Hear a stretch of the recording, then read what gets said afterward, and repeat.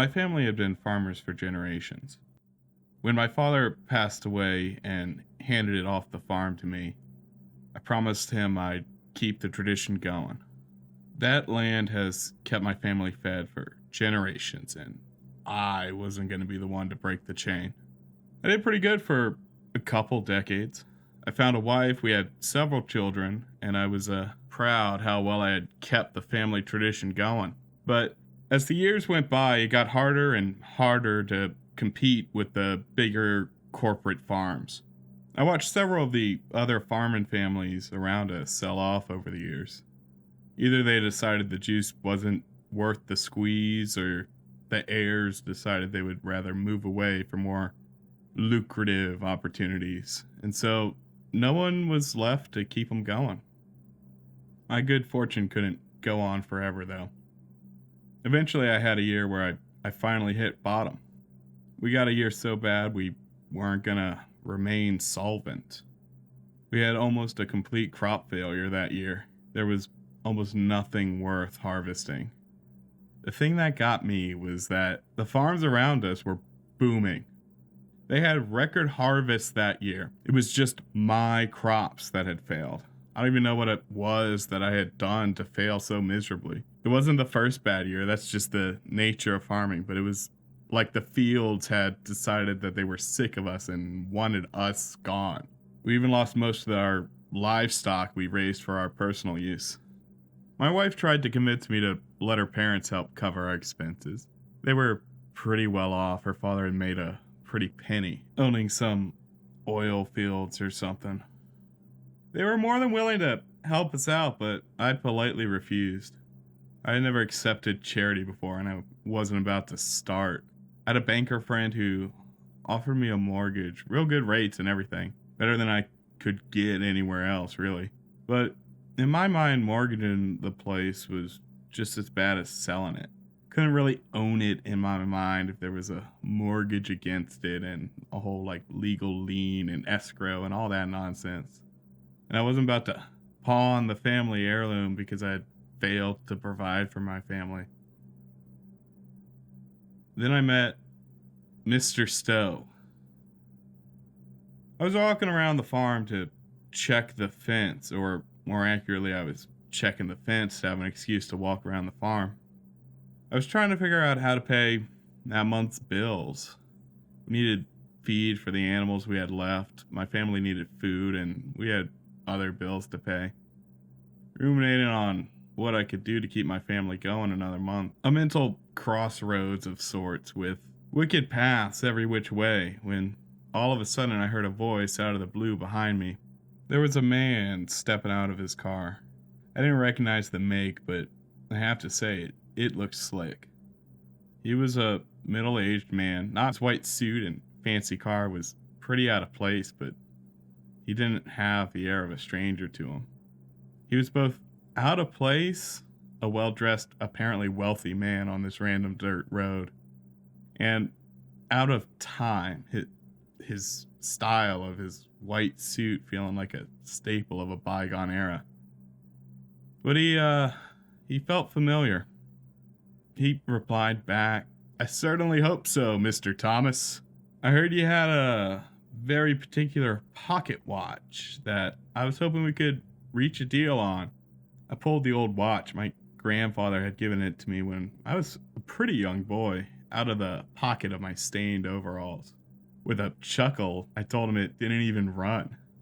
He closed his door and walked over to me, shaking my hand as he said, "That's no matter at all. I had a watch like that many years ago, which I unfortunately lost. I've been looking everywhere trying to find one like it. When I heard you had one, I just had to come to see if you would be willing to part with it." I apologized that he had come such a long way and gone through the trouble, and that whoever it was that had told him about me must have left out that it wasn't something I was considering selling. This wasn't actually, strictly speaking, the truth. The previous week I had actually already taken it to a jeweler to try to sell it. The jeweler didn't even offer me enough to keep the family going a week, let alone a month, and I still had almost sold it before I snapped back to my senses. With a slight frown, this gentleman said, "Well, I've come all this way. Would you at least hear my offer? How does 4 grand sound?" I had planned to turn him down, but hearing him offer me enough money to keep us going a month and a half caught me off guard. I didn't say yes, but I didn't say no either. I stood there looking down on the old, worn out thing in my hand. His frown shifted into a warm smile, the smile that makes you lower your guard. He spoke, the words felt like warm water washing away my stress, saying, "Mr. Thomas, I'd be willing to go as high as $8,000. I tried to fight that temptation. I really did, but this seemed like a good deal. Too good to pass up. 8 grand would give me the time I needed to figure things out. I might even be able to get us back on our feet with that much." He must have seen the resolve fading on my face as he pulled an envelope out from inside his immaculately white jacket. He opened it and showed me the $8,000 cash he had brought with him. He held his hand out in front of him for me to shake, and with a sigh, I unhooked the watch chain and handed it over to him, his eyes bright as he handed the envelope to me. I felt a shock as he shook my hand, a numb feeling running up my arm. I stood there silently, counting my money. As he was opening his car door, he turned to me and told me, "You're a good man, Mr. Thomas. I hope all our business will be as mutually beneficial as this." It didn't sit right with me the way he said it, but holding enough money to keep your family and farm running goes a long way to soothe one's unease, I guess. My good fortune was short-lived, though. About a week later, a snake bit one of the kids while he was stacking wood. Had to rush him to the clinic, and the docs cost most of the money I'd earned from the watch. We weren't bankrupt, but the money was like a week's worth now, more than a month's worth. A few days later, while I was doing chores around the house, my wife and kids had gone into town for church, I heard a knock on the door. I was worried it was someone I owed money to. Who else would bother me on a Sunday? But when I opened the door, I found a smiling Mr. Stowe in the same spotless white suit. He was standing on my porch, wiping his shoes on the mat. I invited him in and offered him some iced tea I'd just finished brewing. He politely declined. We exchanged pleasantries. He told me he was glad to hear my son was recovering after his snake bite, and he hoped the money had been a blessing for my family.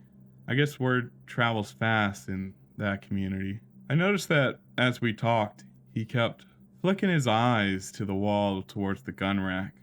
He raised an eyebrow at me as if to ask, "May I?" as he walked over to the wall. I nodded and he reached up, taking my father's old rifle off the rack. An old Winchester lever action. It had been passed down for a couple generations. As he fiddled with the action, he turned to me and said, "Ma, what a fine specimen." He, didn't have a fake accent, but it's my story. Anyway, I've always loved these old lever actions, such a uniquely American design. He turned to me with glee in his pale blue eyes. Without looking up with the rifle in his hand, he asked me if I'd be open to another exchange. I shook my head. Of course I wasn't going to sell that rifle specifically. When I was a boy, my father had once, with that very rifle, shot a fair old pig as it charged at me. I owed my life to that rifle and my father. I couldn't ever part with something like that. He frowned. I don't know why, but it made me feel like a bad host somehow. And he said, "Oh, well, I suppose you probably don't need the money. I hear it's been a booming year this year." It felt like he was mocking my misfortune specifically, but he spoke in such a sincere tone that I chalked it up to my oversensitive pride. As he went to put it back in its place, I tried to say confidently, but probably sounded more desperate, "Well, I don't shoot it much. How much were you thinking it's worth?" He was facing the wall, but I felt like he was smiling while he almost shouted, "Mr. Thomas, splendid!" Without even discussing the price, he handed me an envelope full of cash while he kept playing with the rifle. I counted the money this eccentric man had handed me. It was just under 4,000. I hated to part with the gun for 4 grand, but after the hospital bills, I really did need the money. And at least Mr. Stowe seemed like the sort who would appreciate the gun's history. He hadn't watched me count the money, but as soon as I had finished, he turned around, hand outstretched to shake on our deal. I hesitated for a second, remembering the shock last time I shook his hand, but I was pleasantly surprised to find that while there was a little shock, I barely felt it, unlike last time. He quickly excused himself after that, and with a polite goodbye and a compliment about how pleasant it was doing business with me, I watched him drive away.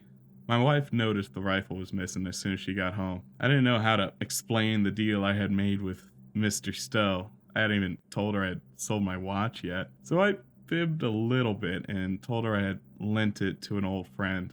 She gave me a look, but she didn't press it too much. I slept pretty good that night. At least we'd be able to hold out a couple more weeks with the money I had made with Mr. Stowe. My peace didn't last long, though. The next day, I must have forgotten to put the brake on when I parked the tractor, because it rolled down the hill directly over the well pump. The replacement bump ate through the money from the rifle. I skipped dinner every night that week, making excuses about not being hungry. I wasn't sure how I was going to buy groceries, let alone pay when we got diesel delivered the next week.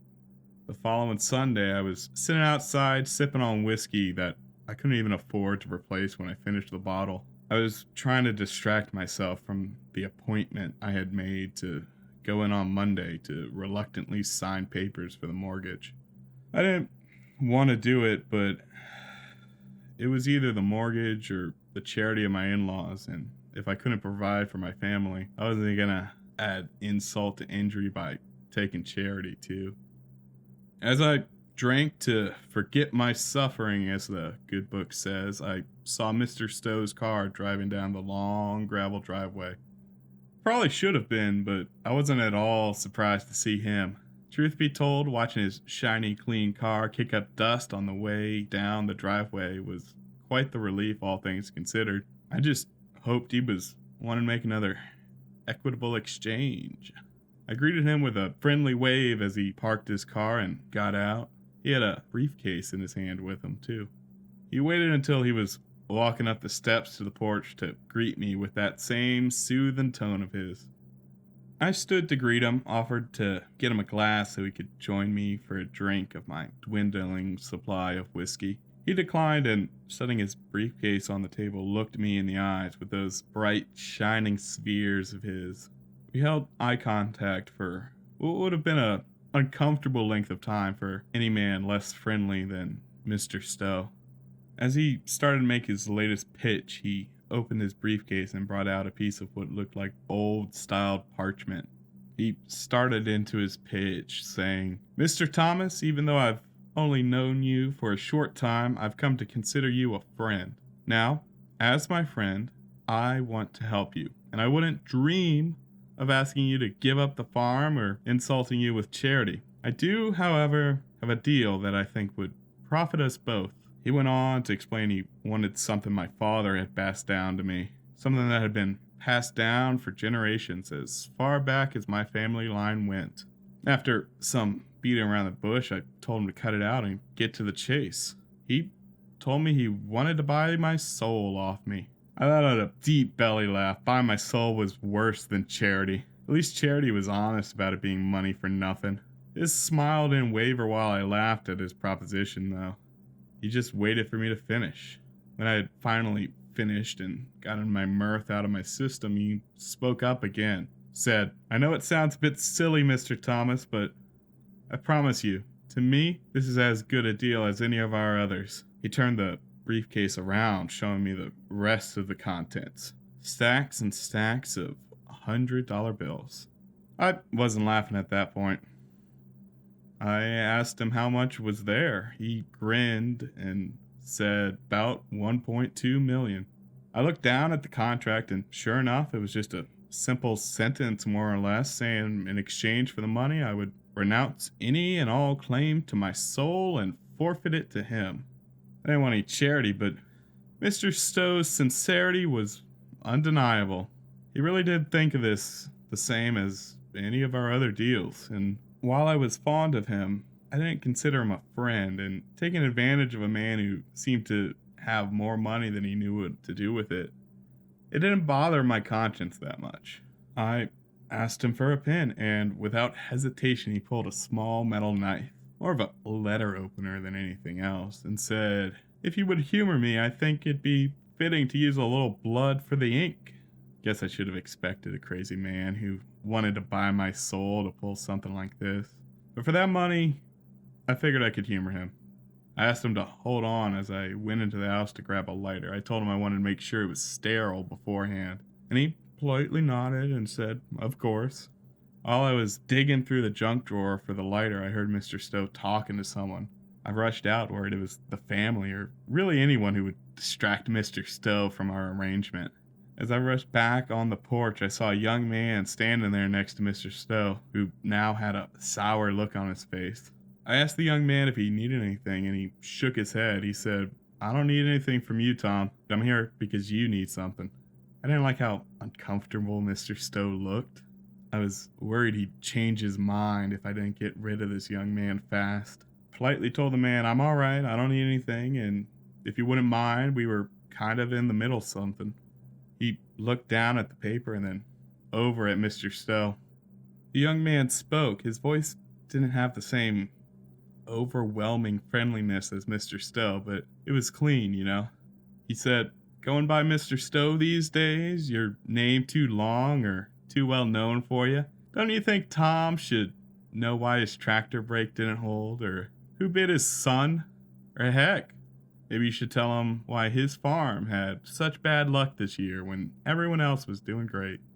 His face wasn't friendly like Mr. Stowe's, but this young man had a look as stern as my grandfather's that time he had caught me cursing in front of my grandmother. Mr. Stowe ignored him, setting the knife down on the table, said, "Mr. Thomas, we don't really need to bother with the paperwork. Let's just shake on it." For the first time, Mr. Stowe's eyes didn't look friendly. They looked hungry. The young man stepped in between me and my financial salvation, and with a stern face, he looked me in the eyes and said, "I have a better deal for you, Tom. Don't take his money. It wouldn't do you any good anyway." The way he said it, it felt like every lecture my father had given me all wrapped into one. His tone made me feel like I was a little kid who was being fussed at for running into the street without looking both ways. I just froze. I wanted to tell him to mind his business, but I couldn't even manage to get out a whisper. His tone felt like the weight and authority of every person I had ever obeyed in my life all rolled into one.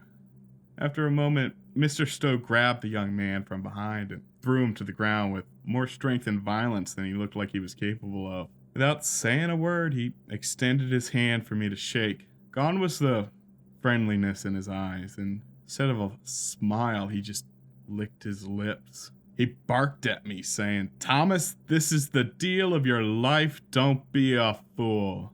I stepped back in what I guess was fear. I felt my empty pocket where I had kept my watch, and then I looked over to the woodpile. I looked through the screen door to where the rifle had been, and then to the tractor. I don't know where this young man had come from, but I don't know how he would have known about the watch or the rifle I had sold. I hadn't told anyone about those deals I had made. He seemed so sure, too, that I shouldn't accept this one. Mr. Stowe glared at me, stepping closer, his outstretched hand inches from mine. Without looking at me, the young man called my name and he pointed to the end of the driveway where my wife and kids were pulling in. I hadn't expected them home so soon. I wonder how long the three of us had spent talking on that front porch. Mr. Stowe looked panicked as he said, "Thomas, it's now or never. Come shake my hand and you and your family will be set.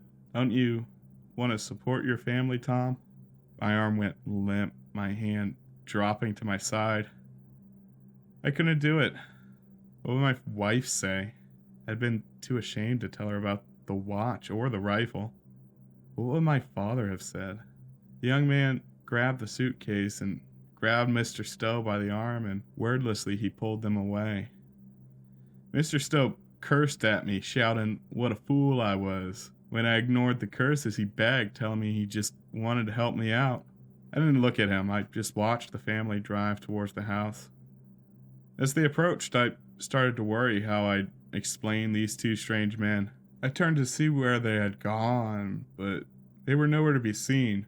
I looked over to where Mr. Stowe had parked, but his car wasn't there either. My wife asked if I was all right after she had gotten home. I told her I was fine. She just looked at me concerned and told me about how a strange young man was asking about me at the picnic. Apparently he got her anxiety going, so she and the kids left to come home early so she could check on me. The next morning I went into town to sign papers at the bank. As I was about to enter the bank, I heard the voice of the young man again. He was calling my name from somewhere behind me. When I turned around to see where he was nowhere to be seen. I stood there for a minute looking like a confused fool as I looked up and down the street trying to spy him. Just as I was turning around to enter the bank, my father-in-law happened to drive past and stop. He rolled down his windows to talk to me. He asked me what I was doing at the bank. Swallowing my pride for probably the first time in a decade, I told him the truth. I was taking out a mortgage. He offered to take me to lunch first to talk it over. I wasn't going to accept. I had an appointment to keep and all, but he said it'd be a favor if I let him treat me to lunch. Said he was working on his magnanimity or something like that. I glanced at the bank door and then got in the car.